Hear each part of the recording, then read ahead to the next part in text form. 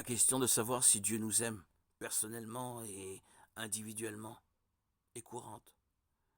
Habitués à l'amour conditionnel de notre humanité finie, il nous est difficile de comprendre l'amour de Dieu.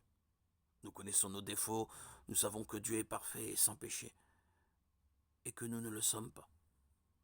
Pourquoi Dieu, qui est infini et saint, nous aimerait-il, nous qui sommes limités et pécheurs?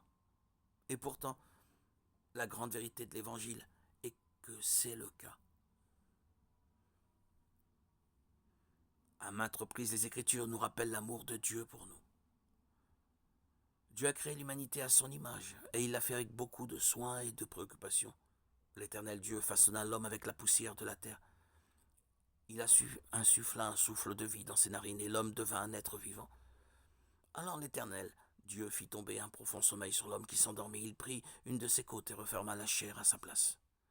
L'Éternel Dieu forma une femme à partir de la côte qu'il avait prise à l'homme, et il l'amena vers l'homme. Genèse 2, 7, 21-22. Il y a une intimité entre Dieu et l'humanité. Dieu a pris le temps de former l'homme et la femme, alors qu'il a conçu le reste de sa création en lui ordonnant simplement d'exister.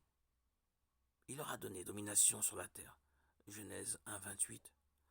Et c'est lié directement à Adam et Ève. Après la chute, le couple s'est caché de Dieu lorsqu'il venait parcourir le jardin vers le soir. Genèse 3, 8. C'était tout à fait habituel pour eux de parler avec Dieu, alors que le fait de se cacher était anormal. Notre relation avec Dieu a été rompue avec la chute, mais son amour est resté intact.